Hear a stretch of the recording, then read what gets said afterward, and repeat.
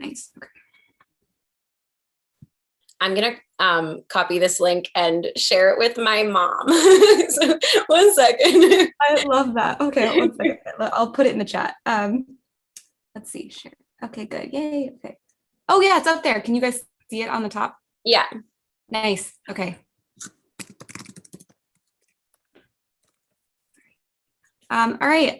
So on that chaotic note, copy this link and share it with my mom. So, 1 second. I love that.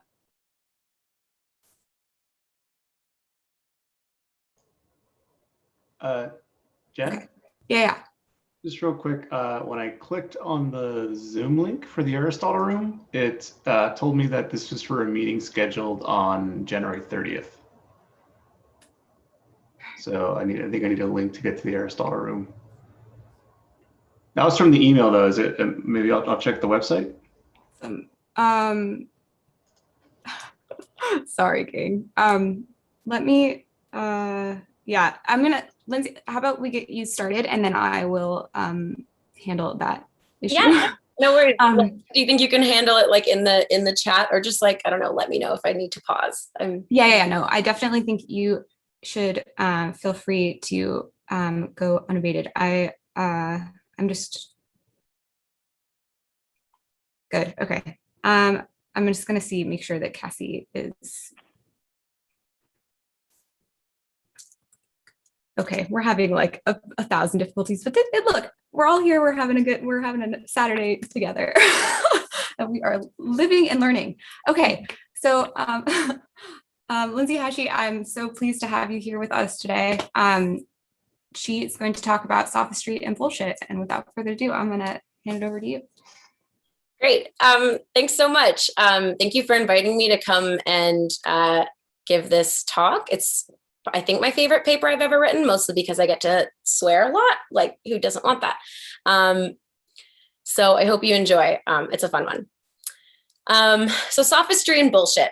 I know that Kevin Spacey is very out of fashion right now, and I'm sorry, but his character in The Usual Suspects is just the best way to start off the idea of a bullshitter. So if you've seen The Usual Suspects, then you've experienced verbal Kint or Kaiser Soze or Plato's worst nightmare. Verbal is a devilishly believable orator, armed only with persuasion tricks and natural charisma, who, after wreaking murderous havoc, cons his way out of its consequences with his gift.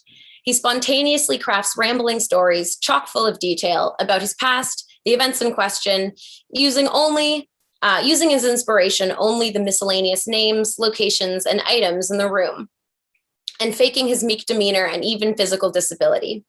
Verbal is so good at storytelling that the fishiness and audacity of his actions is only noticeable throughout the film upon a second watch. Like the detective interrogating him, the audience is strung along entirely convinced. Just as a sophist persuades his way out of his transgressions in the assembly, Verbal poses a threat to the delivery of justice in his utter disregard for what is true. And like Verbal, the sophist's relationship to the truth is tenuous at best. Though carefully attended to in the moment, the speech's believability only needs to be maintained during its delivery. These actors evade justice by exploiting the average man's propensity to believe what sounds true. So Harry Frankfurt's On Bullshit might be able to shed some light on why Verbal and sophists generally would be and are so hated by Plato. Frankfurt attempts to define bullshit by drawing its nature from definitions of similar deceptions like bluffing and humbug, and ultimately juxtaposing bullshit and the bullshitter with lying and the liar. So it's their intentions and their relationship with the truth that differentiate them. And Frankfurt's divisions resonate fairly well with Plato's descriptions of liars and sophists. Though the sophist turns out to be most like the bullshitter, I'm going to argue that he ultimately doesn't fall neatly into either of Frankfurt's definitions of the liar or the bullshitter, nor into Plato's theory of lying and liars.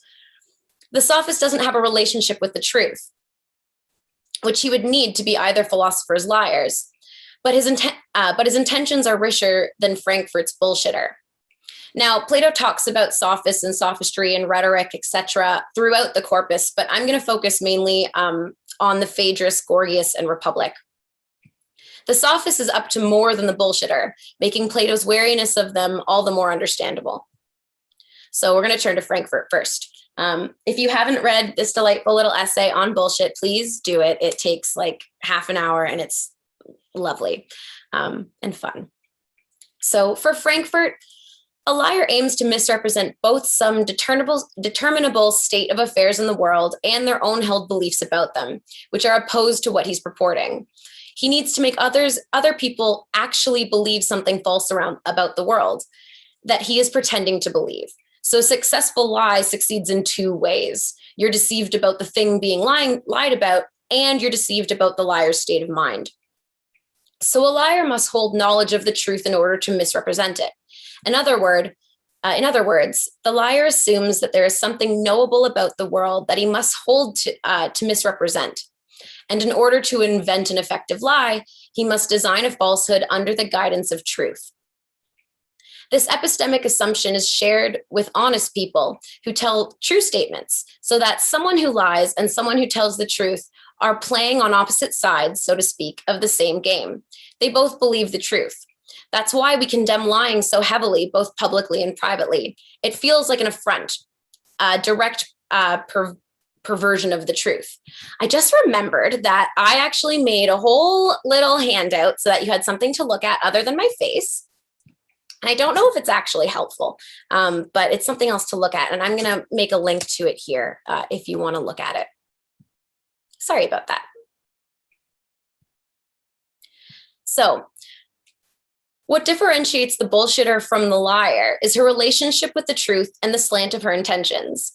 Where the liar is guided by shared facts about reality, the bullshitter couldn't care less about the actual state of the world. The bullshitter and her bullshit present an aloofness about the truth. She's killing time. She's stringing us along. Because the bullshitter is not playing the same game as the liar or the honest person, she's more of a threat to the truth than the liar is. Her intent is neither to report the truth nor to conceal it. The bullshitter is a bogus version of the truth, for the essence of bullshit to Frankfurt is not the false, but the phony. She forces unknowing people, otherwise connected by a sense of reality, into relativistic limbo. The bullshitter's main goal is to misrepresent her own project. She's trying to get away with something.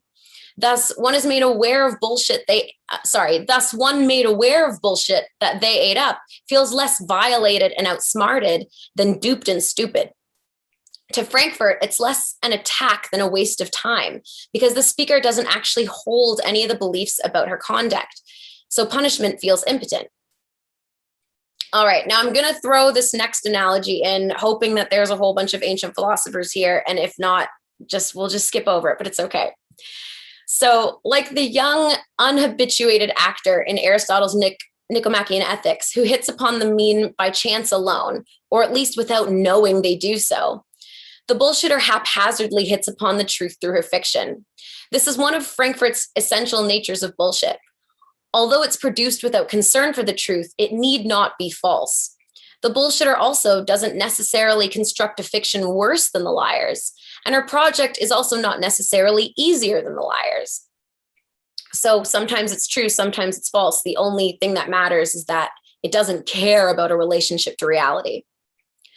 Frankfurt then likens lies to craft and bullshit to art, which is maybe just funny to ancient philosophers because I was like, that's the same thing. But it's not a claim about the knowledge involved in each project as it would be when we think of these terms. Rather, the scope of creativity and amount of freedom that each actor has. The liar's project has a sharp focus and that it makes precise use of the details of the truth to conceal it. Lying is a meticulous, detail-oriented endeavor. Anything that's overlooked can be used as evidence of the falsehood. The bullshitter, on the other hand, has panoramic focus. Bullshit's creativity is less analytic and less deliberative than that which is mobilized in lying, as Frankfurt puts it.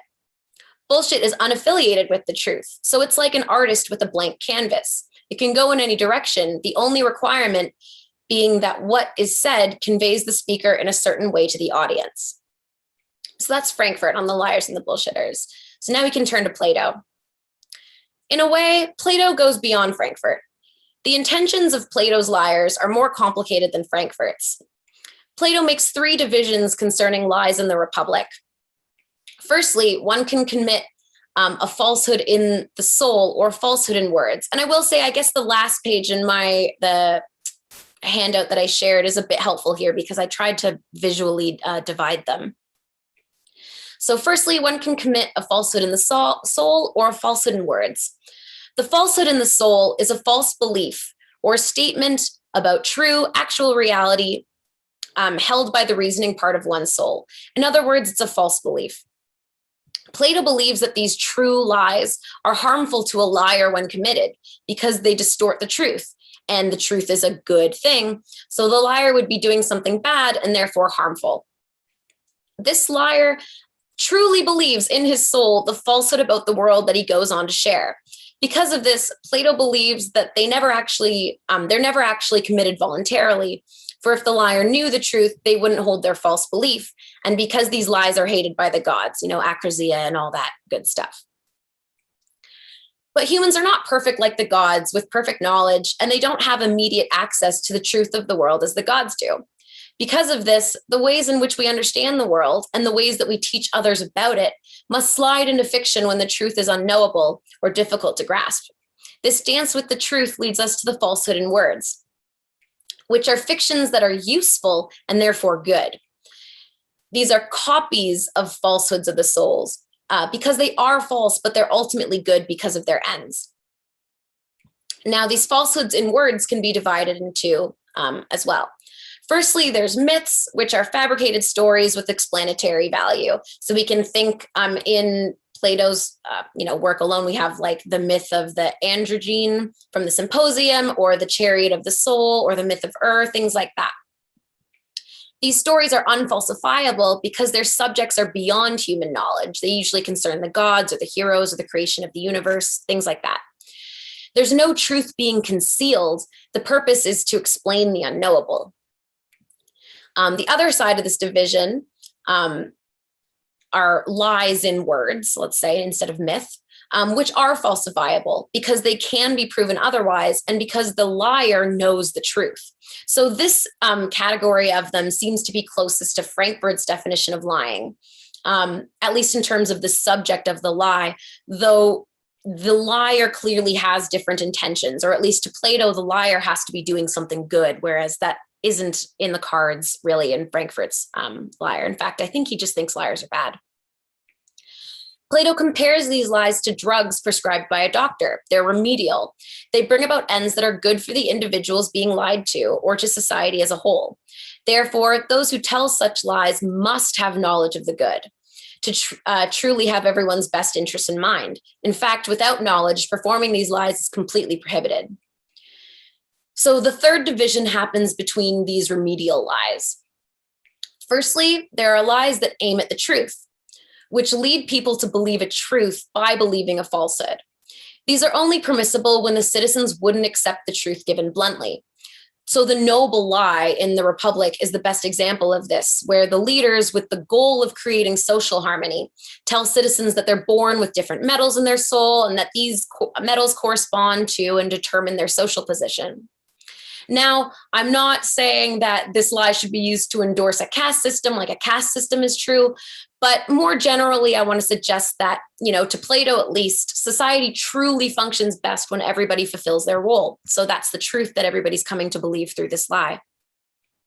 Secondly, there are lies that aim at falsehood. These are still ultimately in the best intention of the deceived, so they're not harmful, even though the deceived come to believe a falsehood. The infamous lie concerning arranged marriages in the Republic represents this, where the guardian class thinks that their marriages are being drawn by lottery, but really they're being assigned by the leaders of the state. Again, this is a problematic outcome and eugenics is bad. At least this concerns just the guardian class and not everybody in the state. But what we want to take away is that Plato thinks that the outcome of this lie is good, even though ultimately the citizens are believing something false, that these lies are that these marriages are by random lottery. So these practices may seem manipulative, especially when the objective goods are classist or lead to eugenics. But the more mundane examples of perhaps telling children stories with good morals to prepare them for further education about the good, which would be a lie aimed at truth, and concealing, let's say, like the Kant example of weapons, concealing weapons. Oh no, I guess not the Kant example. Let's ignore that. But concealing weapons from a friend who asks for them later when they're in a compromised moral state, which would be a lie aimed at falsehood, make more palatable these deceptions. And sorry, I shouldn't have said Kant because Plato talks about that in the Republic. So just ignore that. Knowledge of the good is extremely difficult to accrue. So again, only true leaders of an ideal polis are permitted to make use of them at all. Lies are rare and powerful things, only to be used in the most capable hands. So that deals with Plato's liars. Let's look at Plato's sophist. So the last thing is to talk about the sophist and his relationship with the truth.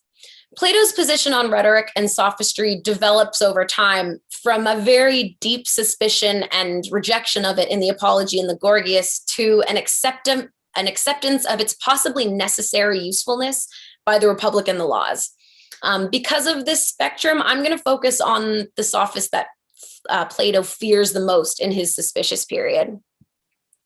So the sophist produces persuasion with speech. It is a knack gained by experience in front of crowds.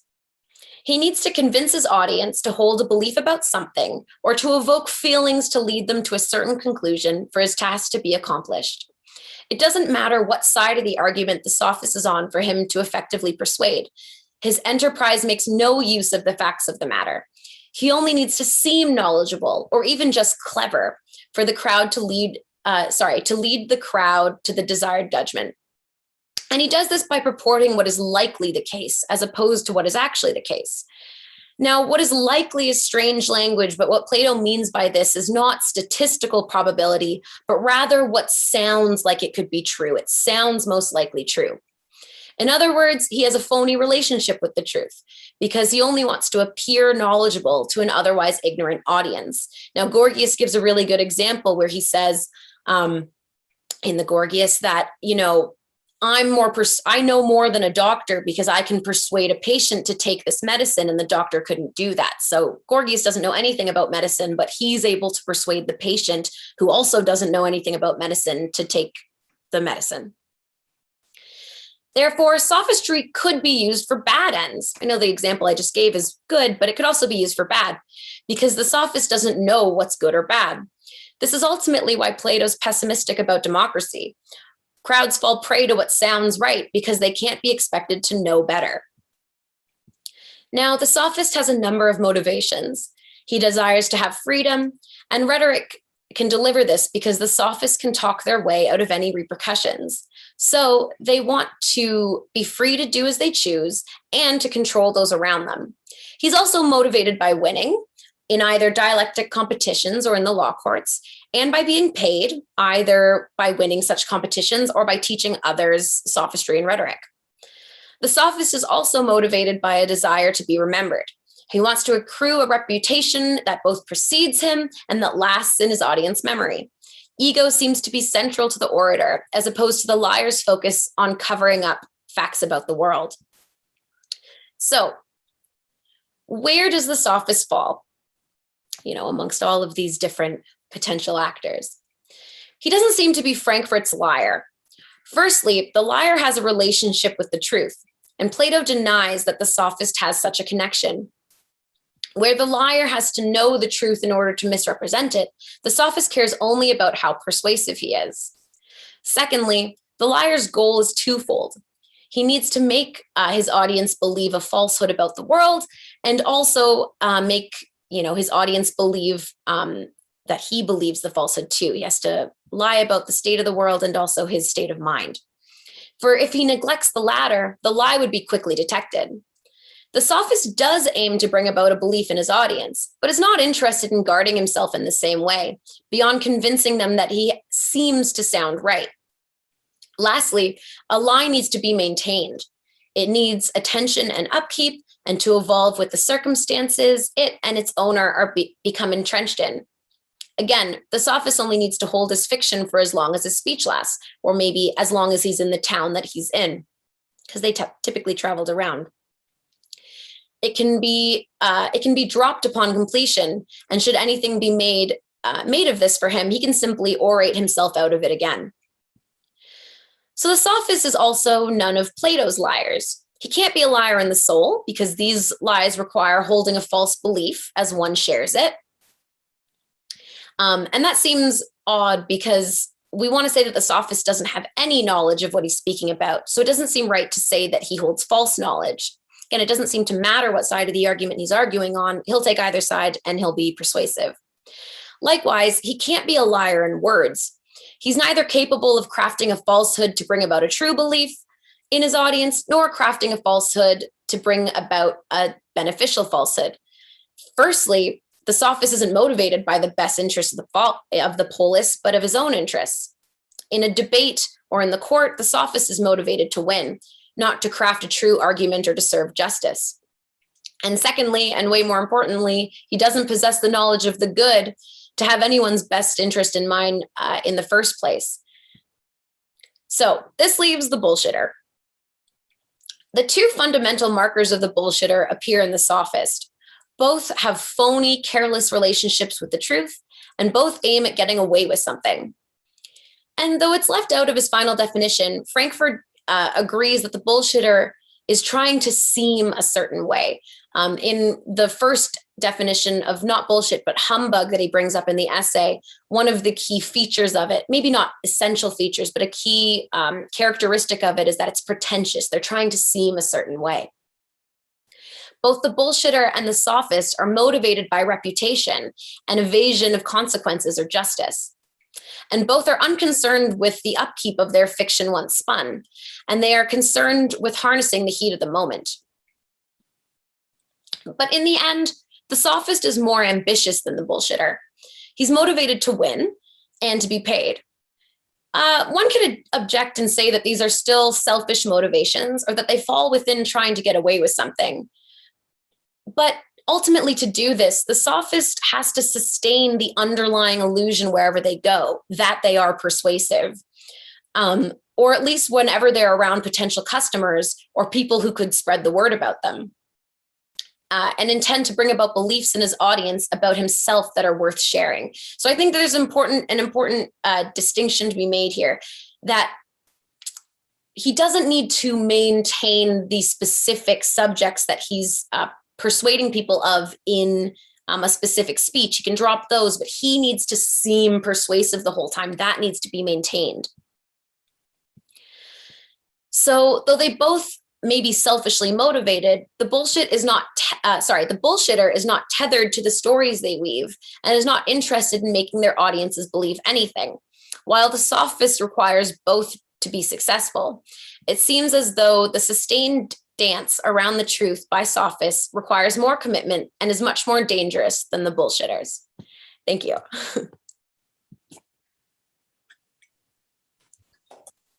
Wonderful. Thank you so much, Lindsay. Okay, so now we're going to have about 10 minutes of comments from Thomas Bonn. So thank you so much for being here, and take it away. Great, thank you. Yeah, thanks, Lindsay. I really enjoyed this paper. So I'm going to give a summary first, a quick summary, and then I'll raise kind of 4 points. And I'm really excited to hear what you think in return. So summary, yeah. So a sophist gives their audience what seems true to the audience without regard for whether it is true. Lindsay argues that, like Frankfurt's bullshitter, the sophist disregards the truth, but that the sophist has grander ambitions than the bullshitter. She gives some nice Eleatic-style bifurcations to describe the various kinds of lies in the Republic: lies in the soul, unfalsifiable lies in words, falsifiable lies in words that aim at truth, and falsifiable lies in words that aim at falsity. Lindsay argues that the sophist does not lie in these ways, nor is the sophist Frankfurt's liar. Rather, like Frankfurt's bullshitter, the sophist does not care about the truth and is trying to get away with something. She concludes by proposing, however, that unlike the bullshitter, the sophists must sustain their illusion over time to ensnare audiences, and they must stick to their stories lest they be caught out as fraudulent. Okay, so now I'll address the author. Yeah, so you focus on the Republic, the Gorgias, and the Phaedrus in your paper. I like your use of the Republic. It does seem to me that the latter two dialogues are more about rhetoric than they are about sophistry. Socrates says in the Gorgias that rhetoric and sophistry are very similar, but he maintains a distinction between them, with sophistry corresponding to legislation and rhetoric to justice or the administration of justice. He even claims that sophistry is finer, more kalos than rhetoric. Now, I think focusing on the sophist as opposed to the orator or the teacher of rhetoric may be better for your conclusion, in as much as the sophist may well have to be more careful about reputation and sticking to their story than the orator needs to be. So Lysias can write speeches from all sorts of different angles, but plausibly Protagoras needs to maintain things like the measure doctrine or the political positions from his great speech over time. So my question is, do you want to focus on the orator or the sophist? And if it's the orator, I think you choose very sensible sources, but you may need to modify your conclusion, which seems to me to fit the sophist better. The sophist is the one who, as you nicely put it, must make a sustained dance around the truth. If you want to focus on the sophist, you could maybe include more dialogues where the sophists are depicted, especially the Protagoras and perhaps either Hippias dialogue or the Euthydemus. Second point, if you do want to focus on the sophist as opposed to the orator, it might be worth considering to what extent various Platonic sophists possess what you call the two fundamental markers of the bullshitter, namely carelessness about truth and the aim to get away with something. It strikes me that this describes Euthydemus and Dionysodorus very well, and perhaps Gorgias and Protagoras too, though those may be more concerned about the truth. Like, does Gorgias believe the definition of virtue that Meno reports as belonging to Gorgias and the Meno? Does Protagoras believe what he says about punishment in the great speech, for instance? I do have some more doubts about Prodicus and Hippias, since it seems like they're trying to teach students things that they actually think are true, arts and the mathematical sciences for Hippias, and linguistic niceties and the correct use of names for Prodicus. So maybe making some distinctions between various kinds of sophists would help us to gain a better understanding of the precise features of sophistry that involve bullshitting. Third point, so Frankfurt says that advertising, public relations, and politics are replete with bullshitters. It seems like people in some of these domains are very interested in making their audiences believe certain things, and some of them want to tell consistent stories over time. Maybe not American politicians these days, but yeah. So these are the two features that are meant to distinguish the sophist from the bullshitter in your account. So I'd be curious to hear more about why we shouldn't take the sophist to be a bullshitter of a particular sort, as opposed to thinking that the sophist, though similar to a bullshitter, is not a bullshitter at all. And the final point, yeah, it seems like lots of Athenian gentlemen hate sophists, and they'd be ashamed to be associated with sophists. Frankfurt claims that bullshit provokes less outrage when it's discovered than lying does, but it seems like the bullshitting of the sophist is what sets off both Plato and certain Athenian gentlemen like Anytus and the Meno. Besides the example of Plato recommending lies in the Republic, to which you rightly allude, Plato also has Socrates just baldly lie to Menexenus in the Lysis, which surely he wouldn't do if lying in itself enraged him. So is it right that Plato was more provoked by bullshit than lies? And if Frankfurt's right that we now tend to feel the opposite way, what might that say about the difference between Plato's attitude toward the truth and our societies? So yeah, eager to hear what you think, and thanks. Yeah, Thomas, thank you so much. And also your summary of my paper is better than any summary or abstract I've ever written for it. So I might steal it. I'm kidding, I won't do that, but it was very good. Thank you. So it was actually really interesting when I got your comments back a couple days ago. I had just finished talking. I realized that when I first wrote this paper, I was definitely using orator and sophist interchangeably. Like I just completely disregarded any difference between them, which was really dumb. And then upon lots of discussion and more reading, I really realized that, yeah, the sophist seems to be different. He seems to be a teacher of rhetoric. He has to sustain this illusion in different ways, whereas the rhetorician is giving one speech. And in the Phaedrus, Plato talks about 3 different kinds of speeches, even like like a forensic speech in the courts, or an epidectic speech, which is really just to show off how clever you are, or a deliberative speech for politics, or a funeral or ceremonial speech, just to honor somebody. So there's all these different types of particular speeches where really the state of mind of the orator, you only need to care about what they're thinking in that moment. It's that seems to be different than the sophist. So I definitely agree with you that I should be more careful, and I'm trying to be more careful in how I use them. Now, I do still think that both the sophist and the orator are bullshitters. I think you're right that the sophist does go beyond in a way that the orator doesn't. So I think the orator is more like Frankfurt's bullshitter, just in terms especially of those like two fundamental markers of trying to seem a certain way and whatever. So I do think that the sophist has to go beyond the bullshitter, but I still think that this carelessness of the truth, the fact that they both share this feature, makes them both bullshitters in the end. Now, I think you're right that some of the sophists do seem to know things, especially with Hippias, and I'm going to forget how to say the other guy's name. I think also a little bit with Protagoras, like even in the way that Plato treats Gorgias and Protagoras, like he seems to just be so rude to Gorgias and like talks shit about him this like throughout the dialogues, whereas with Protagoras he really does like have respect for him, and even though he ends up arguing against him, he does it very respectfully. So there does seem to be he's treating those two actors very differently, even though they both might be doing the thing he has a problem with. So I think that like, yes, looking at the individual sophists or rhetoricians, that the way that they're at least portrayed in Plato's dialogues to see if they're doing the things that he claims that they do, I think that would be helpful and really interesting. So thanks. Now with the advertising and marketing or what is it, public relations, I actually thought that it was like weird that Frankfurt said that that was full of bullshitters, because there's something people, advertisers, let's say, or public relations people or political pundits or something, they seem to be bullshitting on behalf of somebody else or on behalf of something else. So when I'm watching an ad, my takeaway isn't, wow, those advertisers are so clever. My takeaway is supposed to be, I want to go buy this thing. Which seems a little, I think that's even more so the case when somebody is like defending a politician or something, or is a public relations person for a celebrity or something. Like they're bullshitting on behalf of somebody else.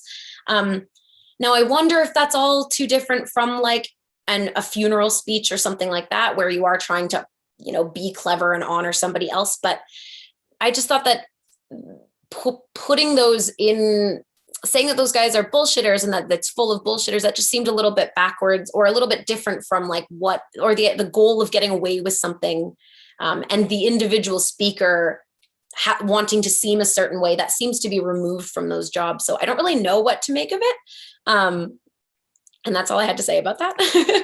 But your last point was actually the most interesting one for me about, you're right, that Frankfurt does say that we're angrier about liars than we are bullshitters, and we punish liars, we don't punish bullshitters.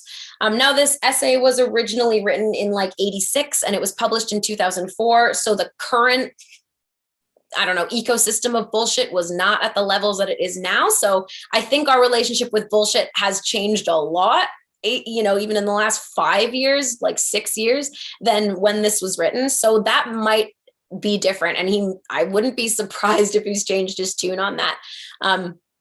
It got me thinking about like QAnon believers, where it's this just sustained bullshit disconnect from reality. And like, that makes me so mad. And you want to like, punish the people responsible for it. It doesn't make me feel dumb, but I guess believers of it do feel dumb and fight against it when they realize that it is bullshit, but I don't know what to make of that. But I think it's interesting that Plato does seem to be much more angry at bullshitters or at sophists than liars. But at the same time, I think he's taking as a given that lies are hated by men, hated by the gods. So I don't think he needs to argue that lies are bad. He almost just states it as fact. The worst thing ever is to lie. Don't do it. One, because at the level of lies and words, almost nobody has access to knowledge of the good. So it's only dangerous to lie.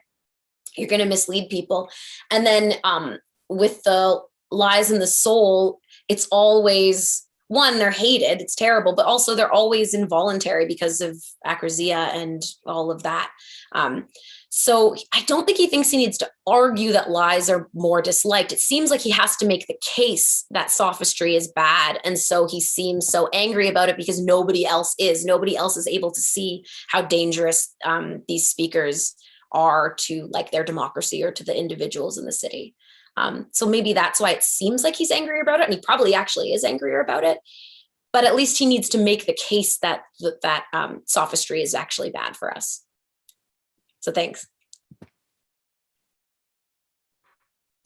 Awesome. Okay, so we have the rest of the time dedicated to Q&A. So if you have questions, please use the hand raise functionality. It's in reactions down at the bottom.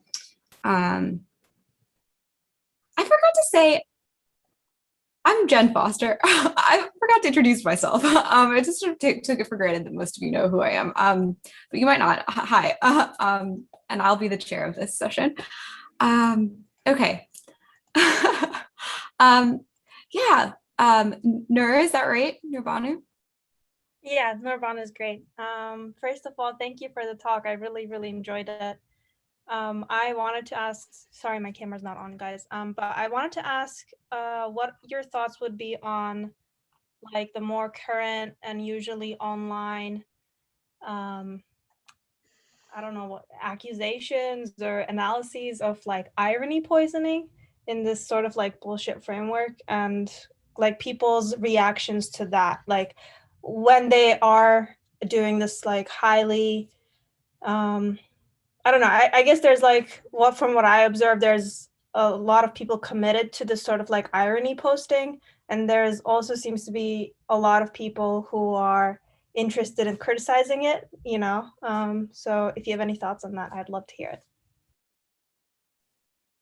Yeah, that's a super interesting question. Like it definitely, I mean, it's definitely a thing that people are hiding their, blatant racism and sexism and disgusting, set of beliefs, but couching it inside of a joke. And so saying that, but it's a joke, you're getting triggered by a joke. And so responding to it in any way is still them, or they take it as them still winning because we made these people respond to just a joke. Now, how do I feel like this relates to this? I actually have no idea because it's so complicated. First of all, I'm like, as an aside, I'm really interested in finding anything in Plato on humor because I would like to know what he thinks about jokes at all. He seems to just think that jokes belittle people, and that maybe that's what's going on with in this case. I'm not sure. For him, jokes are always like being mean to somebody. So it's bad. But yeah, I'm not sure. It probably is more like bullshit because they're hiding, they're trying to get away with seeming like it's funny when really they're hiding these beliefs. But actually, when I put it that way, it seems more like a lie. So I'm not quite sure what to make of that. If anybody else has an idea, I'd be interested to hear. I guess Frankfurt's essay on bullshit doesn't give me the tools to analyze that kind of behavior. And I would love to know more about Plato on humor so I could see if I can understand his take on humor to try and understand that at all. But that's a super interesting question. Thank you. I hope that's any helpful at all. Great. Michael, I think you're next. Yeah, thanks. So not in Plato, but in Aristophanes' Clouds, there's this very visible worry about the sophists as teachers of rhetoric. And I think that is at least going on in the background in a lot of Plato's discussions of the sophists. And so it seems to me that maybe an important difference between sophists and bullshitters is that, like, bullshitters are doing it for themselves, but sophists are making a real authentic claim to being teachers of bullshitting. And that's a big problem for Plato, right? Because it leads eventually to this total corruption of discourse. And if you think that that's going on in Plato, then that's I think, a major difference between sophists and bullshitters. Yeah, I think you're right. And really, like, that's what, Socrates' discussion with Gorgias ends up being, right? He's like, what do you teach? And he keeps, giving these like circular arguments that don't mean anything. And it turns out he can't say what he teaches. He doesn't teach anything. And so now he's making money teaching nothing, teaching a knack, something gained by experience. You just learn to, I guess, read the emotions of a crowd through practice. So yeah, I think you're right. That is the main difference between let's say the sophist and the bullshitter, and the orator and the sophist. I think, again, the orator, Thomas, like you pointed out, the orator does seem closer to Frankfurt's bullshitter. It's, Frankfurt gives the example of like a 4th of July orator who's up there saying like the founding fathers made this country so great, blah, blah, blah, blah, blah. And like, he's not expecting you to believe what he's saying. He just wants to seem like a patriot and like, he's a super cool guy who loves America. That seems to be more like the orator, whereas you're right, that the sophist has these underlying motives of making money, being known as somebody who can make you powerful, therefore being powerful. So there's definitely more going on with the sophist. And I was wrong to use the two interchangeably in like my first go of this paper. That's for sure. Well, yeah. So the sophists seem, as one of the claims that they maintain, seems to be this educational thesis, which then gives rise to sort of second order bullshit, I guess. Often overlooked is Plato's Menexenus, and in it, Socrates pretty clearly indicates that funeral orations are at least partly bullshit when he says that even if you're a coward, you can get praised as a courageous man in one of these funeral orations. So if you're gonna look into oratory as well, that's I don't know, the weirdest dialogue of Plato, but worth looking into. Yeah, I'll do it. Thank you. That's awesome. Okay, Philip. Yeah, thank you very much. Maybe I missed an important point, but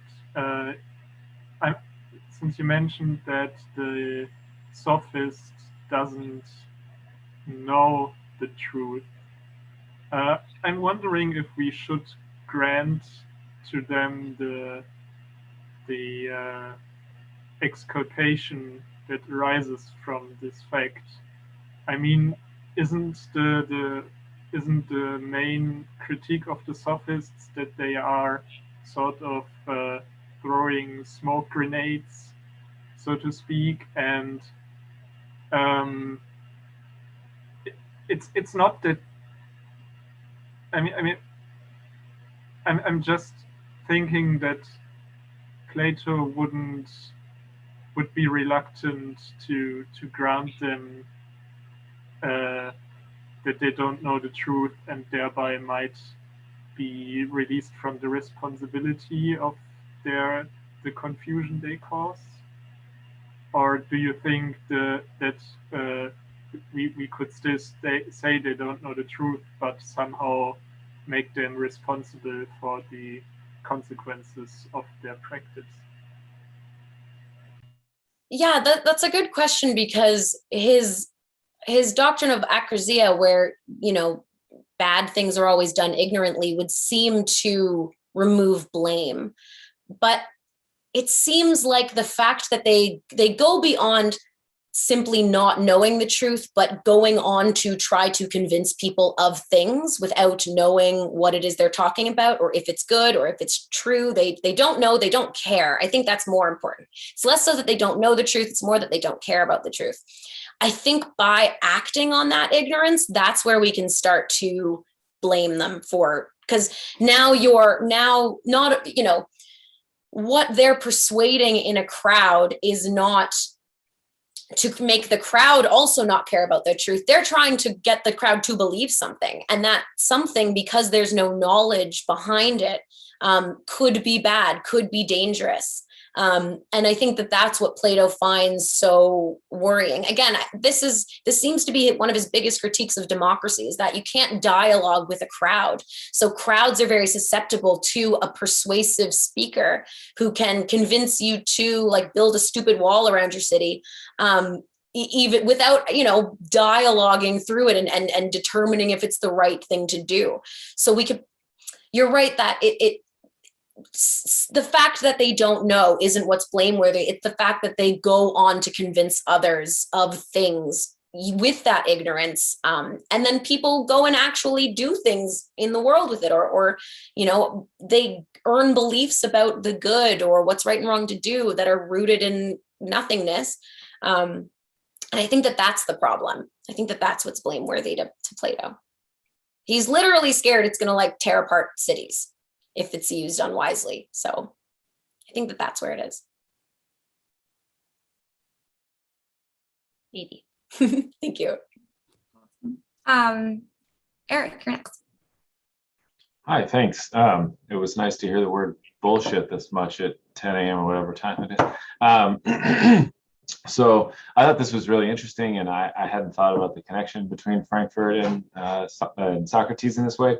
But you mentioned I don't remember the phrase you used. It was the ecosystem of bullshit, I think was the phrase you used. That was I really like that. I just finished reading Tosi and Warmke's grandstanding book that came out recently, and I think it actually does something like what you do. They, for some reason, don't think that it's bullshit these days, that grandstanding is bullshit. But much of the way they talk about grandstanding seem to fit some of what you've been saying here. And I don't know if you've had a chance to look at the book. I'm not saying you should necessarily, but it was really nice because they talk about recognition, and their concern also seems to be the concern you just attributed to Socrates, that this use of talk with complete disregard for reality will tear the city apart, or will do something to like the moral fabric of our sort of communicable abilities.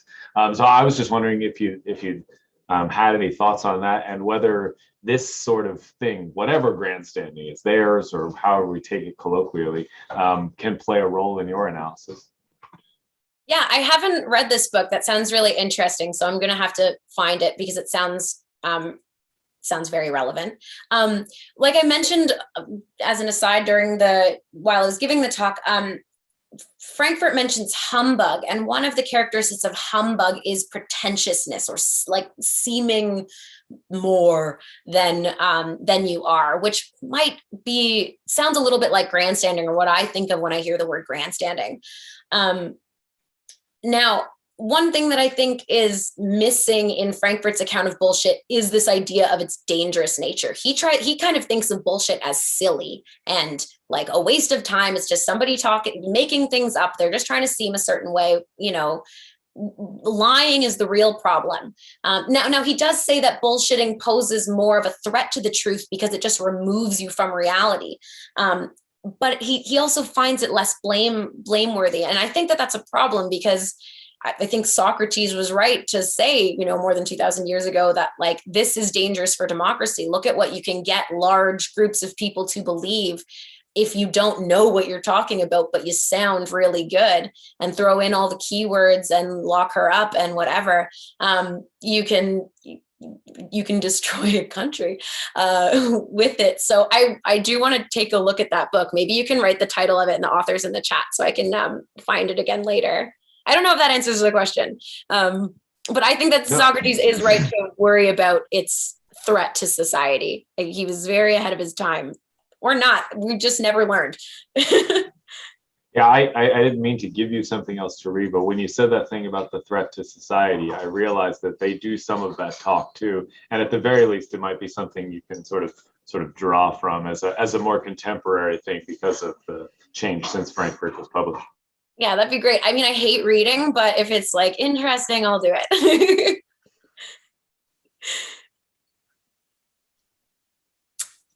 Laura. Hi, first off, this is great. One comment on what was just discussed.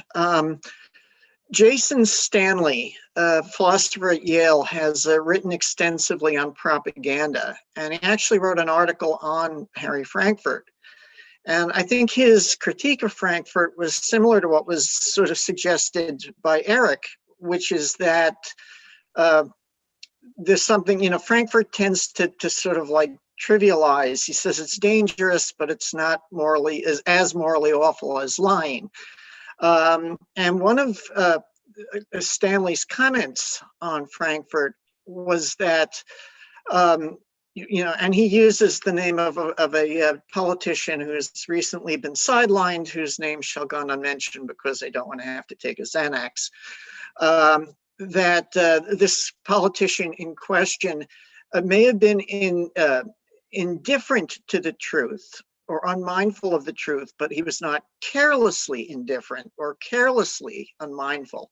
And he said, and that's where bullshit actually is better understood as propaganda. It's not a matter of, you trying to grasp a truth about things or society antecedent to what you have to say. It's you're trying to create this reality, create a reality that bears no resemblance to what's really the case. My other comment is I've been thinking about Frankfurt a lot lately, as I think a lot of people have who've been reading him. And one thing that struck me as curious about what the issues he raised, and I'm wondering if Plato can provide some sort of insight to all this, is the phenomenon of believing your own bullshit. First of all, we can all grant that it happens. Second, though, is that there's something paradoxical about it on Frankfurt's account. And it's because if the bullshitter is indifferent to the truth, bears no relation to the truth, is doing it to sort of gain friends, influence people to do their bidding, and to give him or her more narcissistic supply, it suggests that the bullshitter neither believes nor disbelieves what they're bullshitting about. But if you believe your own bullshit, you've established a propositional attitude, the belief that B being a bullshit belief. And that in turn implies that you believe, if you believe B, then you believe that, quote, B is true. The old Tarski schematism of, T sentences. And that's paradoxical because you're believing something that you're not really interested in believing. I don't know how Plato would handle it. I would tend to think that there's a transition point where believing your own bullshit makes you cease being a bullshitter and makes you delusional or irrational or I don't know what. But I'm wondering if Plato can sort of provide a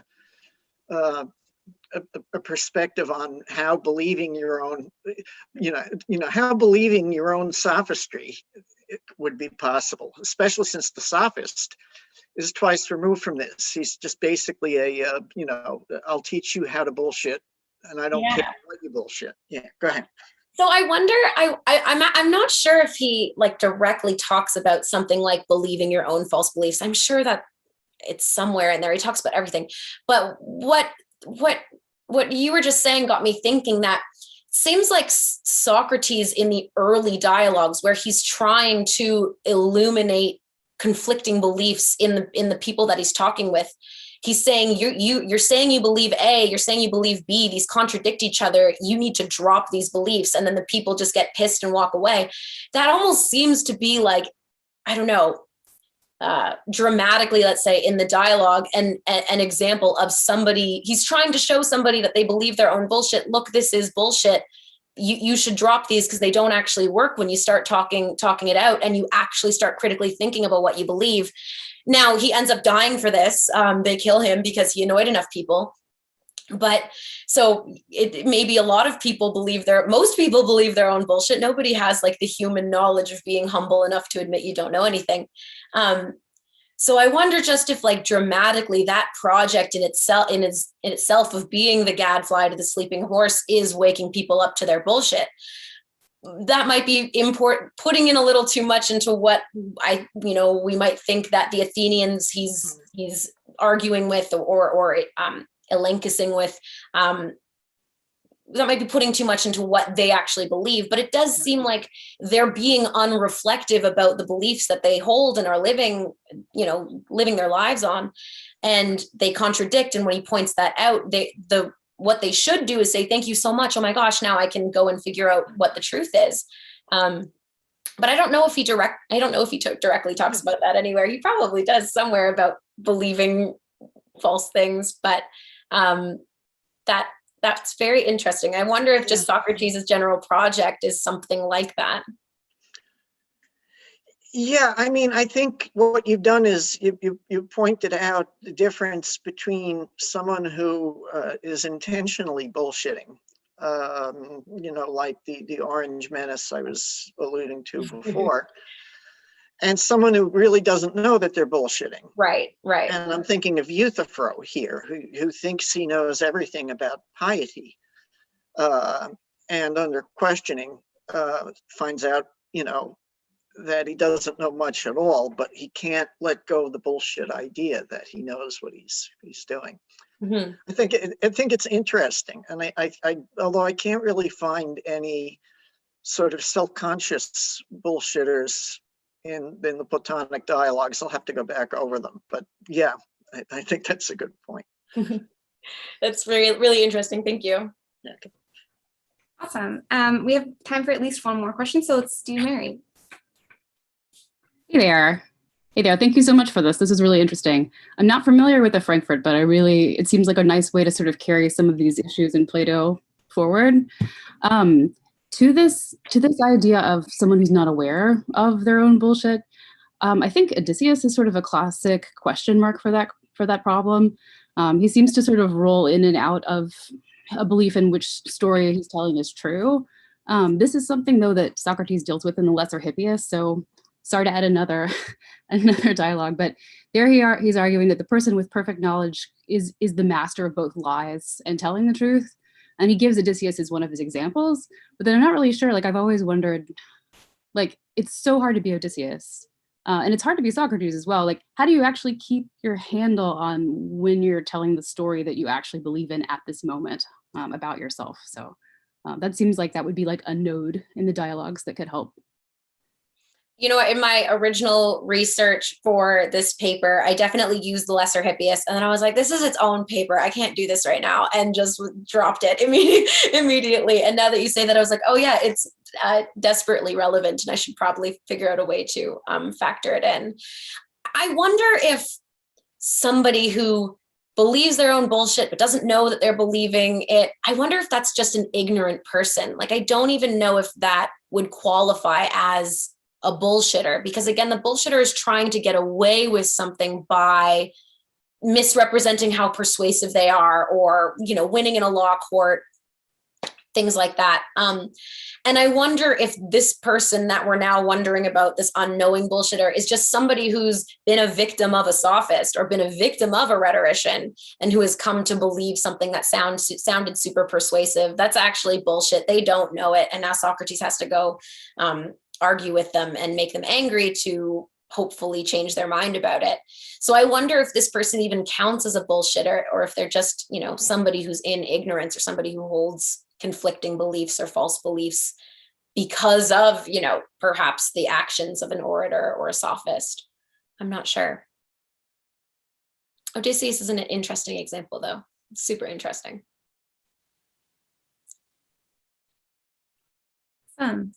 Just to make sure, Philip, was that an old hand? Is that your hand from before, or is it a new hand? Mine? Yeah, your No, hand's still. Oh, okay.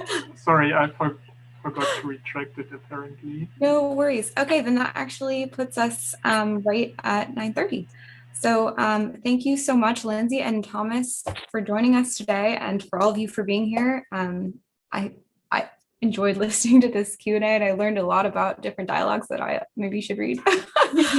Chance, I want to direct attention to the chat where Carl has given us a reference to the connection between Frankfurt's concept of bullshit and teaching. If anybody's interested in that. So we can formally end this session. If Lindsay, if you want to continue talking about it, feel free to do that here. We this room is going to continue to be open until the next session starts at 10:30, but also don't feel any pressure to continue to field questions. I'll probably hang out. It's fun, but and yeah, if you want to keep talking about the session, feel free to stick around. If you want to, talk about something else, that's cool too. Grab a cup of coffee or whatever. And we'll hopefully see you guys back at 10:30. So, okay. Thank you, Jen. And thank you, everybody. That was really fun.